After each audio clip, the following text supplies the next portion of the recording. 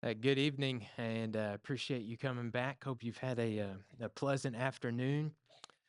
We have just finished up in the adult class on Wednesday studying Joshua, and I've been missing it. So we're going to go back to Joshua tonight. And if you've noticed, as we journeyed through Joshua, there's several times, and we're going to be looking at these tonight and later on in the Sunday night this month uh, different times in which the Israelites, as they began to conquer the land of Canaan, the promised land, they began to set up memorial stones. They established these monuments, if you will, to remember certain occasions and certain events. So I think it's interesting, at least it has been for me, fascinating to go back and to look at those. And I don't think we're going to be able to look at every single one of them, but we're going to be looking at the majority of them and why they are there. Why did they choose that moment? Why did they want to remember this occasion? So let's go back and we'll start this journey in Joshua. And the first one that we see in the book of Joshua comes in chapter 4. If you remember the setting, Joshua, they crossed the Jordan River. And of course, the Jordan River it was a momentous occasion because that was the Transjordan crossing was the moment where they have finally entered the promised land. And if you remember, there's two and a half tribes that stayed on the west side of the Jordan River. Gad, half of Manasseh, and Reuben, they stayed on the west side. But crossing that time, that moment, crossing the Jordan River, that was when God's promise to Abraham, all those hundreds of years ago, finally came into fruition, finally had that moment where it's finally happening. They've waited for it for so long, and finally it's here. So when they cross the Jordan River, which is a miracle in and of itself, but when they cross the Jordan River, they do something spectacular. And that's where we pick up in our story in Joshua chapter 4. Because as they crossed the river, they were instructed to pick up stones. One man from every tribe was to pick up giant, big stones from the midst of the Jordan River. Now, it's kind of ambiguous in chapter 4 whether there's two monuments, one on the bank and one as they cross the river, they set up a monument in Gilgal. We're going to focus on the second one in Joshua chapter 4. We're going to begin looking in chapter 20 or in verse 21 through the rest of the chapter because this is what Joshua said to the people.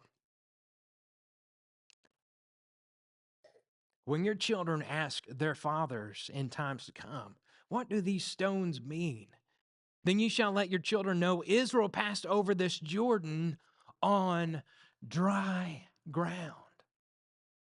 For the Lord your God dried up the waters of the Jordan for you until you passed over, as the Lord your God did to the Red Sea, which he dried up for us until we passed over. So that all the peoples of the earth, in verse 24, may know that the hand of the Lord is mighty, that you may fear the Lord your God forever.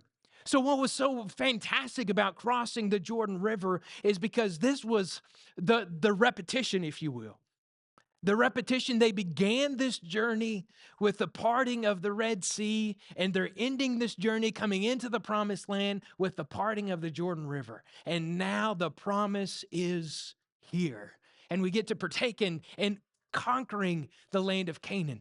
But if you remember and pay attention in verses 21 through 24, he gives us some reasons as to why we're setting up these stones. And obviously it's to remember because we all forget. And especially a generation removed, let's say just 20 years removed from a particular event, it's easy to forget, isn't it? It's easy to forget and to let those things and the emotions in those, but when there's this memorial, it brings all those back to life again. So look at this and look at the reasons why they set up this memorial. It was, first of all, to remember the work of God. It's not anything that we have done. It's nothing that we have accomplished in and of ourselves. Because look at it in verse 23. It says, "For the Lord your God dried up the waters of the Jordan. For the Lord your God did to the Red Sea." It's to remember the work of God. Yeah, we were here, but it was God who was working. And when we see these 12 stones set up, we remember that it is God who works, that God is at work, and God is capable of doing incredible things. So it's to remember that God works and to remember how awesome the works of God are. And then he says in verse 24 a couple of things. If you look down there, he says to remember the might of the Lord. So that, look at it, verse 24, all the peoples of the earth may know that the hand of the Lord is mighty. Isn't that incredible? Here's like maybe 2 million people, 1.5 million, 1 million people, whatever it is, coming from Egypt into the promised land. Now that's incredible in and of itself. Traveling, that's fascinating to me. But crossing the Jordan River, now that's something entirely else. Like it doesn't make sense. How is that possible? And to do it on dry ground, good grief. But it's so all the peoples of the earth may know that God's hand is mighty. So that everybody knows the might of God, not just the Israelites, but everybody. And then he continues in the end, the conclusion of verse 24, that you may fear the Lord your God forever. Why? Why these memorials, Father? Dad, why are these 12 stones here? So that you will remember the work of God and the might of God. The might, everybody may know the might of God's hand, but we want you to fear God. That's something that we struggle with a little bit. And I know it seems to be a fairly common practice to soften fear a little bit and to almost try to tame God. And to say that when we're talking about fearing God, we don't need to be afraid of God. He's talking about being respectful of God. And I think that's understood.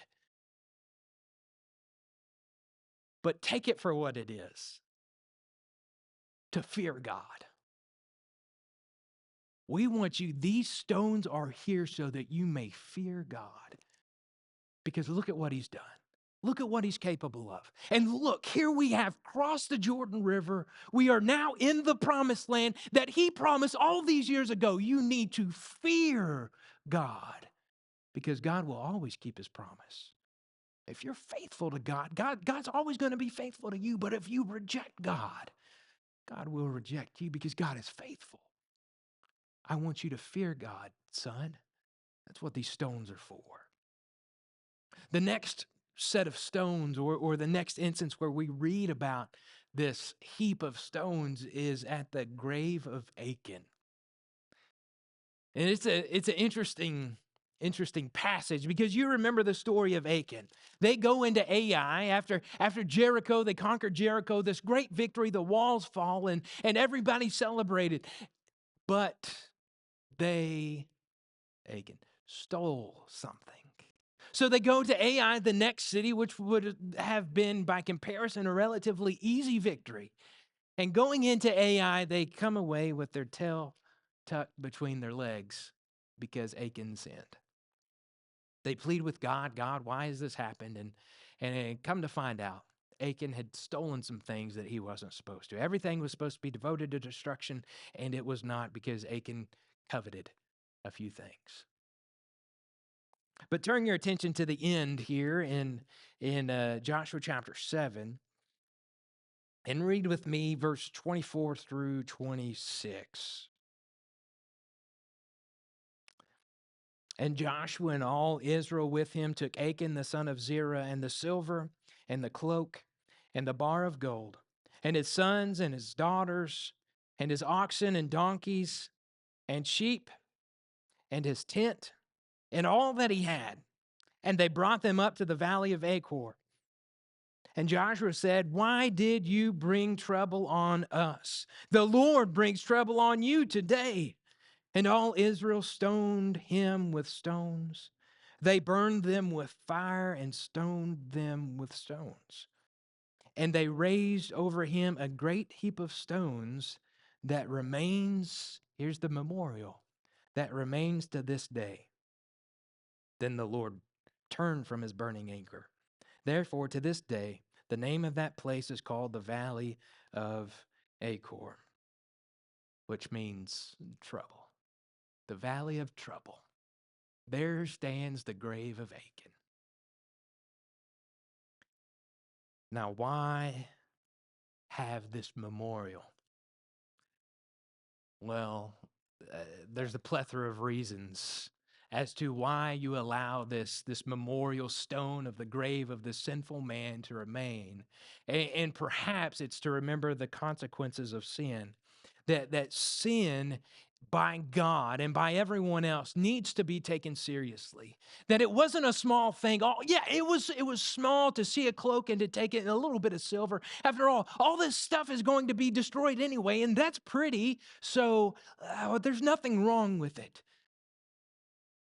And inherently, there is nothing wrong with it, is there? Other than God said, don't do it. That's the sin. And when God gives us a command, God means it, and he takes it seriously. To this memorial of Achan in his grave, it is a remembrance that God takes sin very, very serious. And I think, I'm speaking for myself, I need to take sin more seriously. I need to see sin the way that God sees it. And it's also a reminder of the contamination of sin, if you will, in that it wasn't just Achan, was it? It was Achan with him, his family, the silver, the gold, the cloak, his tent, his donkeys, his oxen, his sheep, and all that he had. The contamination of sin, like sin, it not only affects you, but sin contaminates everyone else around you. And it's bad. Because a lot of times when we think about sin, we think about, it's not harming anyone. How many times have we heard that? Well, there's nothing wrong with it because nobody else is going to be affected by my poor decision. And this is between me and God. Well, it's never between just you and God. Because we live in a world where we are all interconnected, but more importantly, we're a part of God's church. And as a part of God's church, God has created it so that we all need and depend on each other. And what we do affects everyone else around us. So when you see the grave of Achan and the great heap of stones that remains to this day, remember, sin affects other people. But you also see the complete removal of sin, right? So you notice how Achan is taken away. And you notice how his family and his oxen, his sheep, and all of his stuff, that's all taken away. But did you notice how it was taken away? They were stoned and then burned and then buried. The complete removal of sin from the camp. All these people, God completely removes sin. Now we could probably spend 30 minutes just how God deals with that sin by the burial and the burning and the stoning. but sufficient, at least for our purposes, to say that God deals with sin for us in the exact same way, doesn't he? Just as they completely removed sin out of the camp of Israel, God completely removes sin from his presence. As far as the east is from the west, so I'll remove your sins from me. I'll write them on a rock, and I'll cast them into the depths of the sea. I will blot them out. God has nothing to do with sin. If we want to be his people, we need those completely removed out of our life. Then you journey into chapter 8. And in chapter 8, we move on from Achan. And because of the sin of Achan, Ai was not conquered at first. But then as we come into chapter 8, Ai is finally conquered. And as a consequence of the conquering, we see the grave of the king of Ai, which is what we're about to read in verse 28 and 29. Look at this. So Joshua burned Ai and made it forever a heap of ruins, as it is to this day.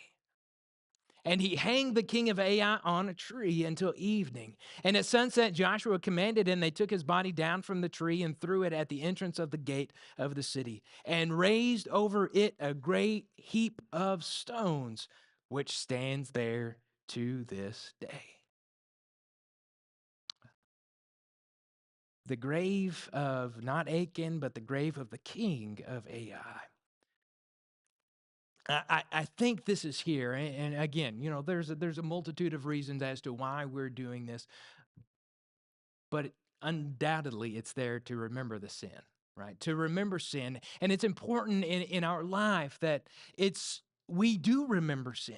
Because when we forget that we are sinful and that we are in need of the grace of God, when we forget that we are in desperate need of the grace of an almighty and powerful and holy God, then we begin to depend on ourselves, don't we? Rather than depend on God. So this grave is here to remind them of the sin, to remind them that they need God. And that God is holy.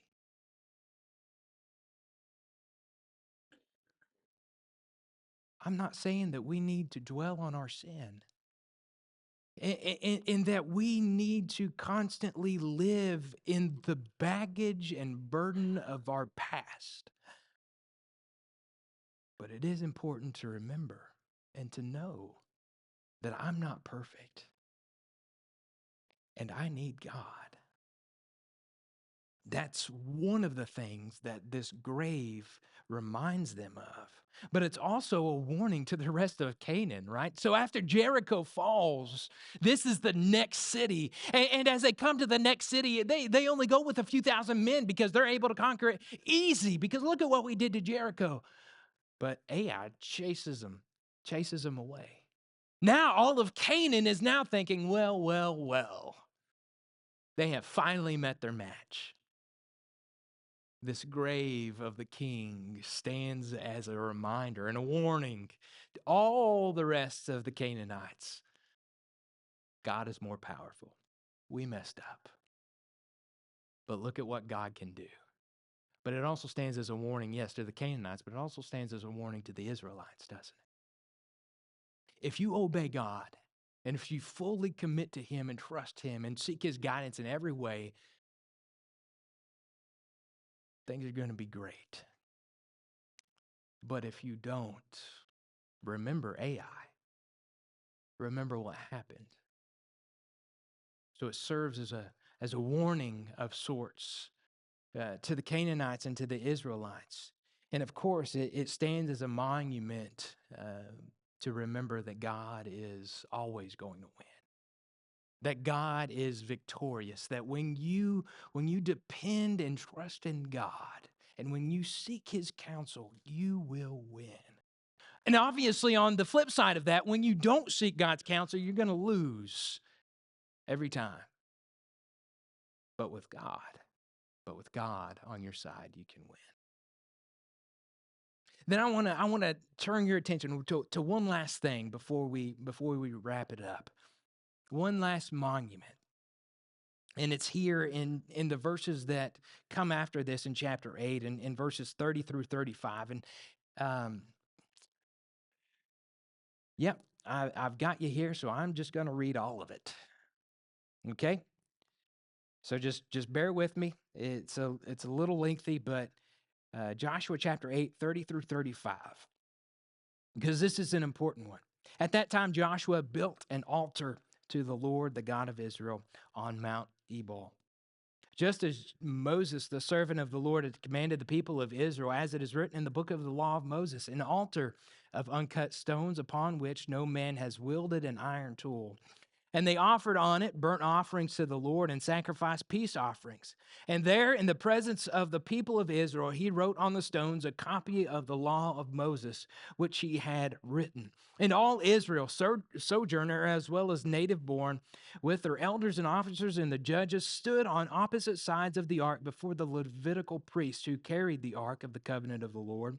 Half of them in front on Mount Gerizim, and half of them in front of Mount Ebal, just as Moses, the servant of the Lord, commanded at first to bless the people of Israel. Afterward, he read all the words of the law, the blessing and the curse, according to all that is written in the book of the law. There was not a word of all that Moses commanded that Joshua did not read before all the assembly of Israel, and the women and the little ones and the sojourners who lived among them. So what you see here is that as they defeat Ai, and now the journey of victory has truly begun, and we truly understand that God is in complete control, we set up an altar of uncut stones following the commands of God. And what this altar does is, first of all, this is the moment of sacrifice, the sacrifices. Now, if you remember, what they did was they sacrificed, in verse 31, burnt offerings and peace offerings. Now, the burnt offerings, of course, that's the typical offering. When we think about an offering, this was the offering when we appeal to God because we are sinful and we are in desperate need of you. It was an offering of atonement that God needs to wash away our filth and an appeal to God for renewal. Okay, that was the burnt offering.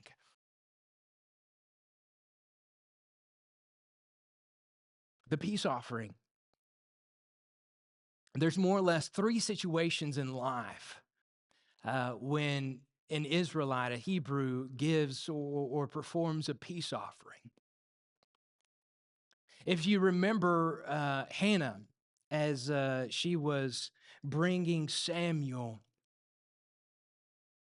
to the temple to serve under Eli, she brought Samuel, but she also brought with Samuel what would turn out to be a peace offering in 1 Samuel chapter 1, verse 24 and following. So you see the first instance there would be the fulfillment of a vow. If you give me a child, he will forever be lent to the Lord. And she fulfills that vow and offers an offering. That is to say, a peace offering. That is to say, God, you did it. And now I am completing my end of this vow because you are faithful and you have fulfilled your end. Another time that we see a peace offering is given is in an instance when they are expressing their thanksgiving. When they are expressing an extreme amount of gratitude and they have nothing else they're just down on their knees saying, thank you, God, thank you, thank you, thank you. A peace offering would be made, expressing to God and expressing the extreme gratitude of his goodness. Now, the third one that we see peace offerings being made is after deliverance. After someone or a group of people have experienced a great deliverance in which there is no other explanation other than the hand of God has done it, we offer a peace offering, expressing again our gratitude to God for what he has done. Examining all three of those, it makes perfect sense, doesn't it? Expressing gratitude to God for God fulfilling his vow, and of course, the great deliverance that they just experienced. Because if you remember, Ai was an insignificant place, insignificant with a small amount of people compared to Jericho. It was nothing, just in a few thousand men. But they got whooped. And they needed God. And of course, the vow.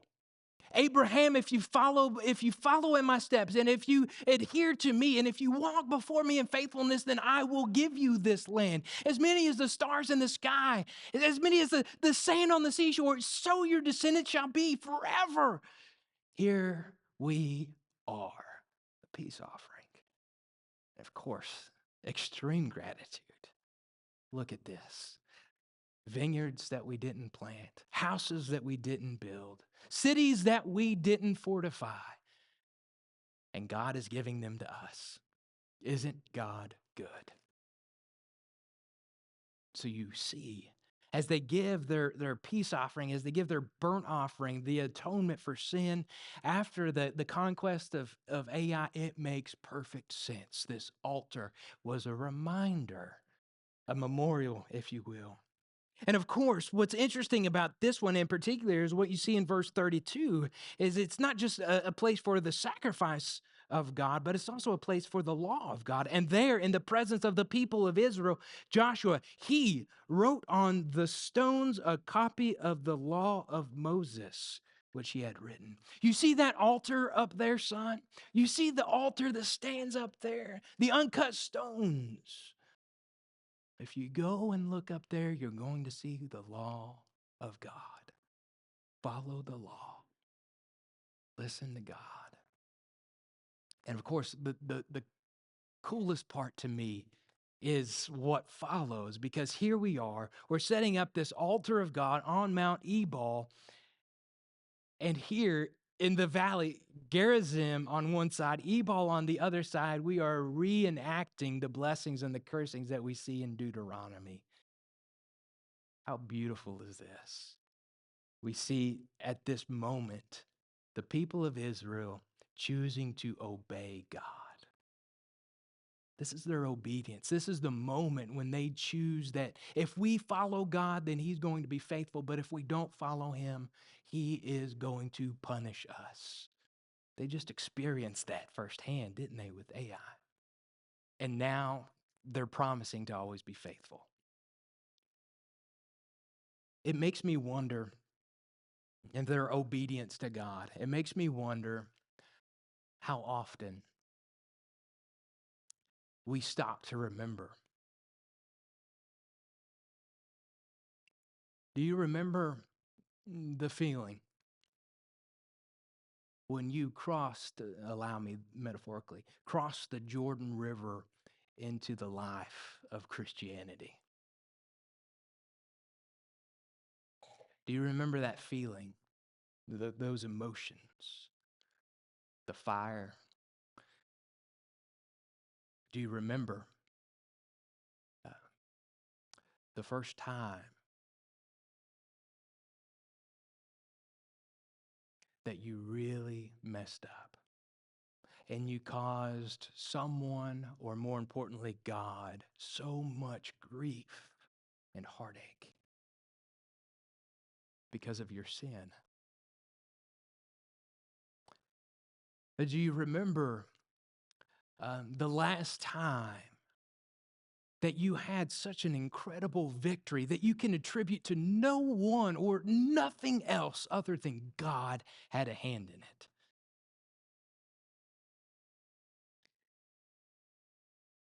That's what the memorials throughout Joshua. That's what they're for, is to remember those. What God has done for us is that He has given us a memorial to remember the most important thing that could ever happen to any one of us, and that is the salvation coming from His blood of His Son. The Lord's Supper. It's to remember. It's important for us to remember that we are saved by nothing else than the blood of Jesus. If you're walking in the light and you've stumbled and you need to come in contact with His blood again and have Him wash you and cleanse you, now would be a great time to do that. Or maybe you need to do it for the first time, being baptized and immersed in the blood. Won't you do that as we stand and as we sing?